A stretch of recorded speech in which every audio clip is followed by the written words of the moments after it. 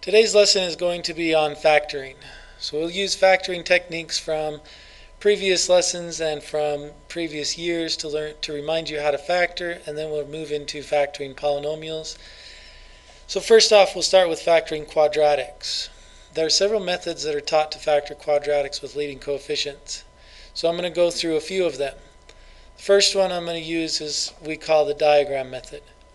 This uses factors of the leading coefficient with factors of the constant to find a pair that adds to the middle term, this term right here. So recall when you're multiplying two sets of parentheses. We have multiply the firsts and the insides and the outsides and the lasts.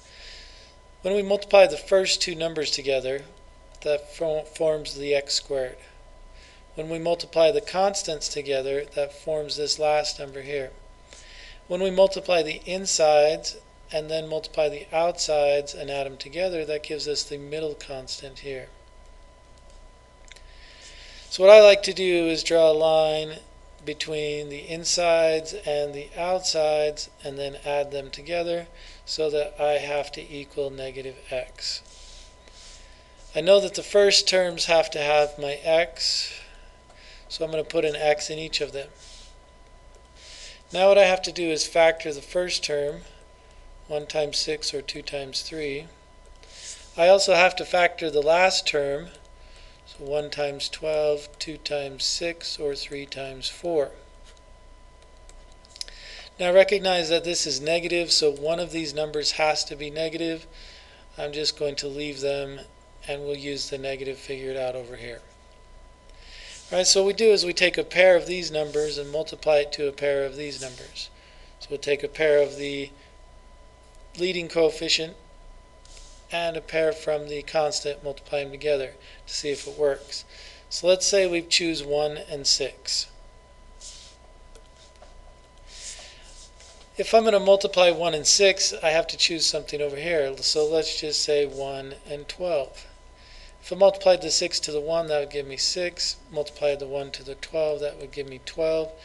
And even if one of these was negative, it would not make negative 1 for my middle term. So I know it can't be that set. Now as I go through, if I do 6 times 2, that's 12 and 6. If I do 6 times 3, that's 18 and 4. So I can see that 1 and 6 is not going to work with any of these. So I'm going to go ahead and cross off 1 and 6. Get rid of the 1 and 6. So now I'm going to put a 2 and a 3 in here. Now hopefully this doesn't take very long for you. Notice that 3 times 3 would be 9. And 2 times 4 would be 8. If I make the 9 negative, 2 times 4 makes 8.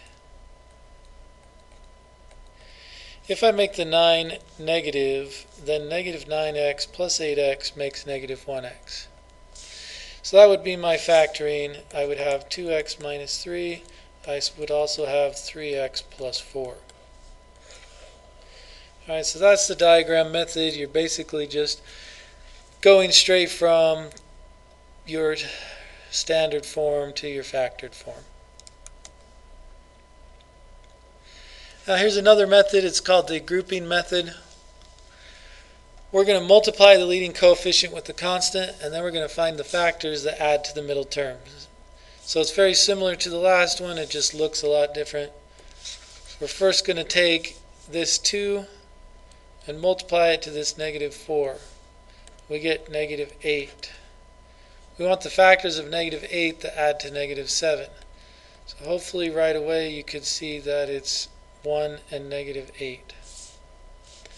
Now the different part is we actually split this middle term into be 1 and negative 8. So we have 1x, we have negative 8x.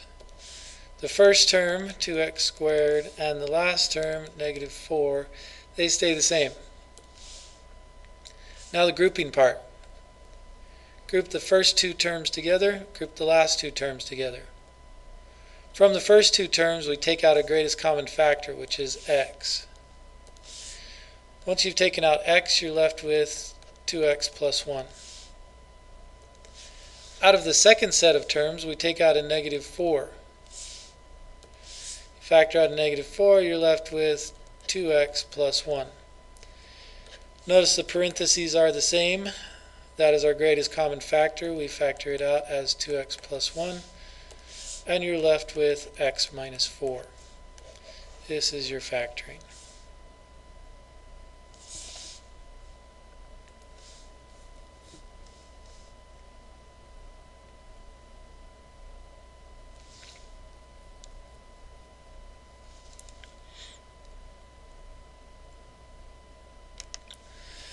Now I know there's some other methods. I've seen some really crazy ones.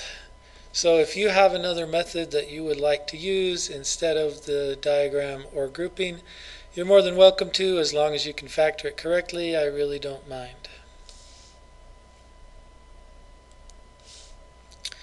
Alright, special quadratics.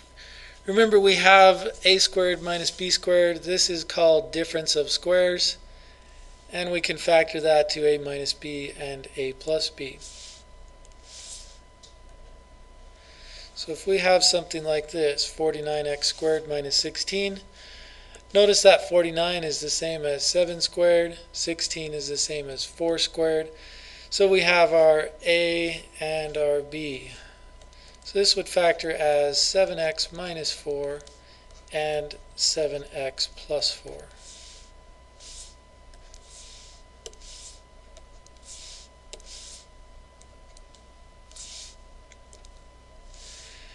The other two special quadratic forms are when you have two of the same thing, so it's squared. That ends up being a squared plus 2ab plus b squared. So in this case, where you have 4x squared minus 12x plus 9, you should be able to see that 4 is 2 squared, 9 is 3 squared, and 12 is the 2 times the 3 from the first and the last. And then we have the 2 out in front. So 2 times 6, which gives us 12, and that would make it negative. So it's this bottom form, which means we can factor this as a 2x minus 3 quantity squared.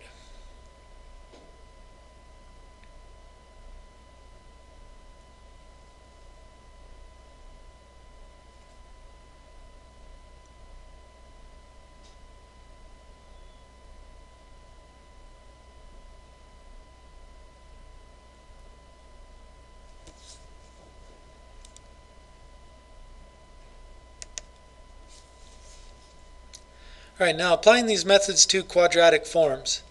Notice that we don't just have x squared and x.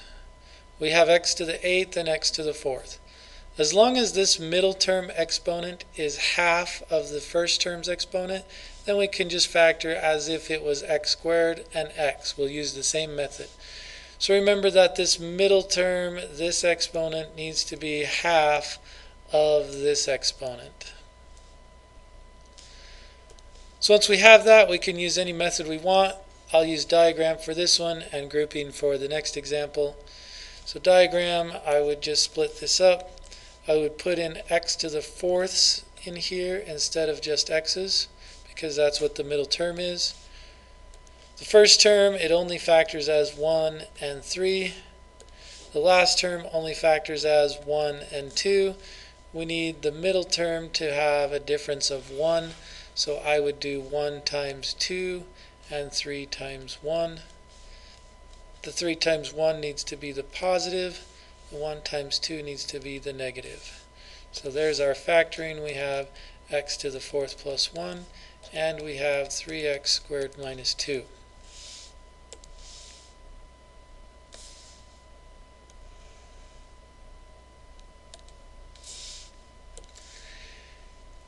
Here's another example. We've got 5x to the 4th minus 23x squared plus 12. Using the grouping method, I would multiply the 5 to the 12 and I would get 60. So I need factors of 60 that combine to give me 23. So I got 1 and 60, 2 and 30, 3 and 20, 4, oh, that one's the one, right? 3 and 20. So I'm going to split this middle term.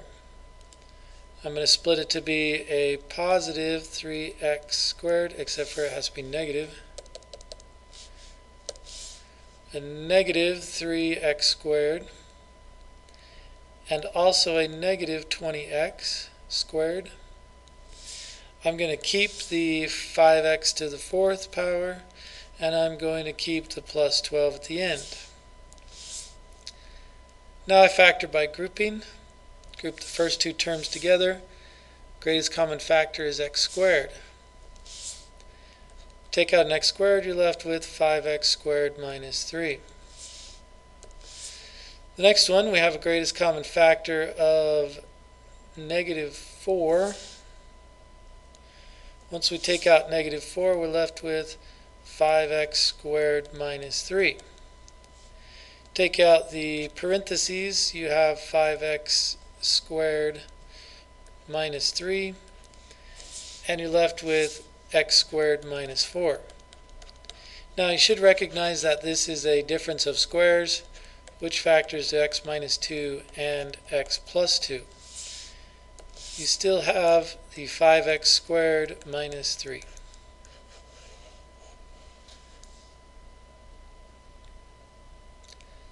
So if you can do diagram, it seems like it's probably faster, less writing, less work.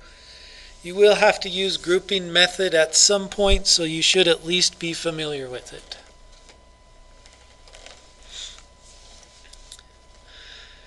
Alright, so here is our 4 terms. Here is where you need to be familiar with the grouping method. Start off by grouping the first 2 terms together, the last 2 terms together. In the first set, you take out an x squared. You're left with 5x plus 4. In the second set, you take out a positive 2. You're left with 5x plus 4. Parentheses are the same, so you factor that out, 5x plus 4. You're left with x squared plus 2.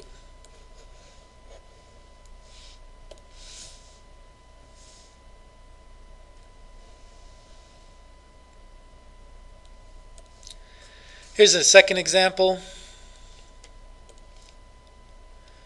Again, we recognize there's 4 terms. Powers are dropping by 1. There's no greatest common factor, so we start by grouping together. Out of the first 2 terms, greatest common factor is 4x squared. You're left with x minus 2. In the second set, greatest common factor is negative 9. You're left with x minus 2. Notice parentheses are exactly the same, so that is our greatest common factor, x minus 2. You're left with 4x squared minus 9. Again, recognize 4x squared minus 9 is a difference of squares, special form, so this would factor as 2x minus 3 and 2x plus 3. And don't forget that we did have an x minus 2 with it.